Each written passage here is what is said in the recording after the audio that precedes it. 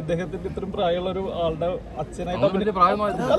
അച്ഛനായിട്ട് അഭിനയിക്കുമ്പോൾ എന്തായാലും ഒരു +2 ഒക്കെ ആയിട്ട് അഭിനയിക്കുമ്പോൾ സ്വാഭാവികമായിട്ടും അസീസയ്ക്ക് ഒരു വിഷമം ഉണ്ടായിരുന്നു ആദ്യത്തിൽ.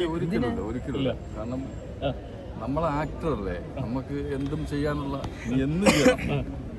ഇപ്പൊ തന്നെ ഞാൻ നമ്മുടെ സെന്തിൽ കൃഷ്ണല്ലേ, നമ്മുടെ രാജാമണി സെന്തില്, ഇപ്പൊ അവൻ്റെ ഒരു സിനിമ കണ്ടപ്പോൾ അവൻ അഭിനയിച്ചിരിക്കുന്നത് നിഷാദക്കാർ അച്ഛനായിട്ടാണ്. നിഷാദക്കാർ അച്ഛനായിട്ടാണ് ഞെട്ടിച്ചോളാം. ഞാൻ പടം കണ്ടു, ഒരു ഓഫ് മൂവി ഓഫ് മൂവി കിഡിലും പെർഫോമൻസ് ആയിരുന്നു. അപ്പൊ അതൊന്നുമില്ല, നമുക്ക് കിട്ടുന്ന വേഷം നമ്മൾ ഭംഗിയാക്കാൻ നോക്കുക. ഞാൻ അച്ഛനാവാൻ നോക്കി, ഇപ്പൊ മകനാകാൻ നോക്കി. ദൈവാനുഗ്രഹം കൊണ്ട് രണ്ടും വിജയിച്ചു എന്നുള്ളതാണ്.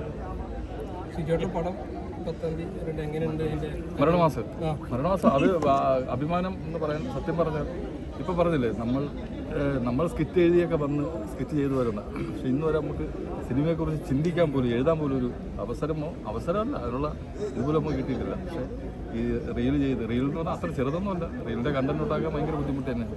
അത് ചെയ്തു വന്നിട്ട് ഈ മരണമാസം പോലത്തെ, അതും ടൊവിനോയുടെ ഫസ്റ്റ് പ്രൊഡക്ഷനില്ല, അതും നമ്മളിപ്പോഴത്തെ ബേസിൽ എന്നൊക്കെ പറഞ്ഞാൽ കിട്ടാൻ തന്നെ ഭയങ്കര പാടാണ്. അവനെയൊക്കെ വെച്ചൊരു ശിവൻ, നമ്മുടെ മിന്നൽ മുറിയിൽ അസോസിയേറ്റ് ഡയറക്ടർ ശിവനാണ് ഡയറക്ടർ.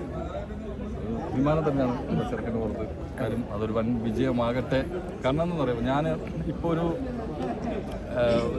സിനിമയുടെ ഇത് എനിക്ക് വന്നു. അപ്പോൾ എൻ്റെ അടുത്ത് പറഞ്ഞ് ഒന്ന് ജോമോനൊന്ന് സിജുവിനെ കിട്ടുമോ? ഞാൻ പറഞ്ഞു ഞാൻ വിളിക്കില്ല, നിങ്ങളായിട്ട് വിളിക്കണം. കാരണം എന്ന് പറഞ്ഞാൽ പണ്ടം നമ്മളെ പോലെയൊന്നും അല്ല വേറെ ഒന്നും ഉണ്ടല്ലോ.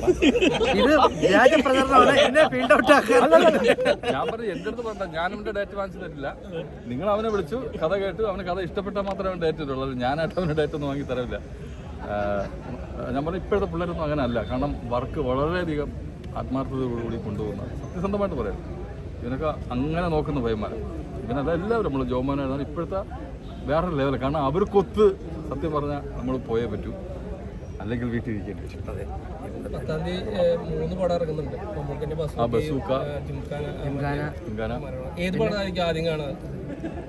ഞാൻ 3 ഒരുമിച്ച് കാണും. എനിക്ക് പ്രത്യേക ഒരു കഴിവുണ്ടാക്കാം. ഏതാണ് ഫസ്റ്റ് കാണാം അത് പറയാൻ പറ്റില്ല. ടിക്കറ്റ് ആയാലും കിട്ടും, അത് കാണും. ഒന്നിനും ടിക്കറ്റ് കിട്ടാതിരിക്കട്ടെ എന്ന് ആശംസിക്കുന്നു. ഞാൻ ടിക്കറ്റ് തരാം. മരണമാസം ബസൂക്ക കാണും, ഉറപ്പായിട്ടും കാണും. ബസൂക്കയും കാണും, ജിംഖാനയും കാണും, ഗുഡ്ബാഡക്കളെയും കാണും, നമ്മുടെ മരണമാസം കാണും. എല്ലാവരും കാണട്ടെ, എല്ലാ പടങ്ങളും കാണും. എല്ലാം ഈ ആഴ്ച തന്നെ കാണും, മനസ്സിലായില്ലേ? ചിലപ്പോൾ 10-ാം തീയതി 2 പടം കാണും. അങ്ങനെയൊക്കെ എല്ലാം അടിപൊളിയാവും.